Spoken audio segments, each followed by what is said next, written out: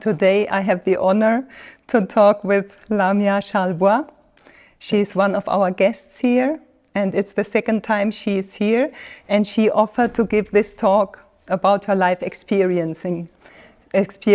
So thank you very much, Lamia, to be here with us today. Thank you. Lamia, you were born in Lebanon. Yes. You have experienced war, a childhood and adolescence, then the immigration. You had a stillbirth, and you had to go through a nasty divorce, and you experienced severe illness of loved ones, several surgeries, and as well deaths of loved ones. So we could call most of these experiences traumatic events, yes. But you chose to call them positive disruptions.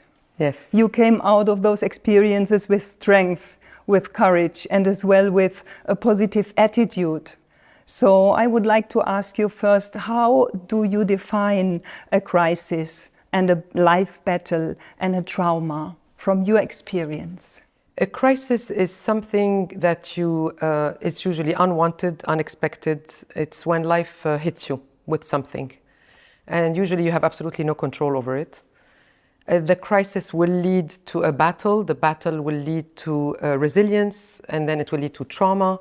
It's all interrelated to courage, to how you behave in a crisis and how you fight in the battle that will define you later on. Usually we don't know the length of it, the duration of it. We don't know how we're going to behave.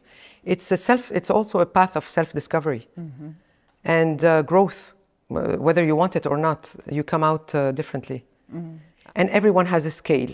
Somebody that loses his job or her job could be a big drama. Losing someone of an older person, is it easier than losing a child? It's more in the order of things. It's more natural.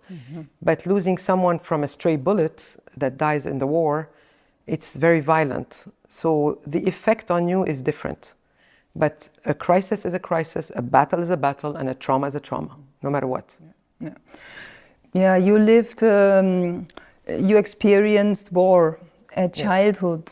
Yes. What was helpful for you during that time and to go through this war? And what did you learn from it? The war, again, it's not something we chose. I'm very proudly Lebanese. We do have an incredible superpower in my culture and my people. We're courageous, we're resilient, we joke in the worst situations, and laughter is one remedy among 1,000 remedies. If I go back to my childhood, it's role models. To learn how to fight and go through a crisis, you cannot learn it in books. Either you look at role models around you, or you go through it yourself and you learn. So I have like little flashbacks of my mother, who was short and very discreet, who would be driving a Fiat 127, it's a tiny car, it's like a matchbox, and slaloming between the bombs to take me to the airport. And I'd be crying, and she would tell me, don't worry, shut up, everything's going to be fine. Just go like that and have faith in God and in you and in the car. And I'm like, how can I have faith in all this when bombs are falling around us? And many situations, like the war there would be no school anymore. My mom would open a school at home, and the older kids in the building would teach the younger kids. We had parties in shelters. Like, we would be in the shelter for 3 days, candlelight. It's not romantic, let me tell you. You're fed up after 1 hour. We played Scrabble, we played backgammon. And this attitude is incredible, and it's contagious. And it teaches you that you can cry, you can laugh, but that's going to be a long battle. So you have to find the strategies. And today I can share a lot of tactics and tips and strategies. You end up finding your own, but there's pretty much a good list. Yeah. And what is it for you? What is the biggest difficulty going through a life battle for you? The difficulty is you don't want them. You don't want them. And the problem is people see you as a very strong person, and you become strong because you just have the right reflexes. You get your toolbox. Oh, I've been through a battle. I know what to do the next battle. But you become more fragile, and it's hard. What's hard is not to slip in the anger, the bitterness, the why me, not to slip into the anxieties. Trauma is a big issue, because then you have fear, something's going to happen. So the difficulty is going through it, holding everything together, that nothing falls between the cracks, especially if you're responsible for your children. Staying loving and happy and positive. You just fight through it. Wow. Yeah, and you had several life battles, several difficulties. Yes. And what did you learn from each one that served maybe the next one? Simple things like faith. It could be in God or in the universe or in yourself or in the doctors that are handling the situation, or just faith, and it has to keep you going. I've learned it opened up a section in me of humanity and compassion that I never thought ever I would go into those layers of compassion and humanity. Some people go and spend 7 years in Tibet to learn things. I just learned them without traveling to Tibet, without the jet lag. Yeah, this is very true. One of the qualities of suffering is that we get much more compassion. We have the understanding for others, and we have this learning. We learn to be compassionate, and as well it keeps us very humble. You know, this is one of the qualities of suffering. So very interesting. Yeah. And how did your perspective on life change after these experiences? I love life. I love it even more. I want to fight even more for that. I knew at the age of 10 that life was hard. So that's an advantage, though, because you're awake and aware. So it has things that have more value. You respect life, you respect love, one thing I learned right away, again from observing my family and my people, my Lebanese compatriot, the value of happiness. I remember we put a tent in the parking lot between the cars and faked that we were on a safari in the middle of the war. It was just fun to fake that we traveled. And those memories are with me forever. So you just invent moments, because at the end of your life, it's the addition of those moments that make a life. I don't want my life to be all negative, so it's up to me. And so how is it for you? I mean, I see that you are happy, that you are joyful, that you love life, you appreciate life, but still we talk about different difficult experiences. How is it for you to talk about all this? Sometimes I don't. But when you share it, depending with whom and when and how, it's an act of love. If somebody shares their story with me, and somebody did a few days ago, and when I was very grateful, a hero, she's among us today, she knows who she is. They honor you with that, and you learn. It's not curiosity. It's absolutely not curiosity. It's how can I become a better person when I listen to that story. So the goal is, again, sharing. It's very cheesy, but it's at the end of the day, it's all about love. Love of the other, love of yourself, love of the lesson you will learn.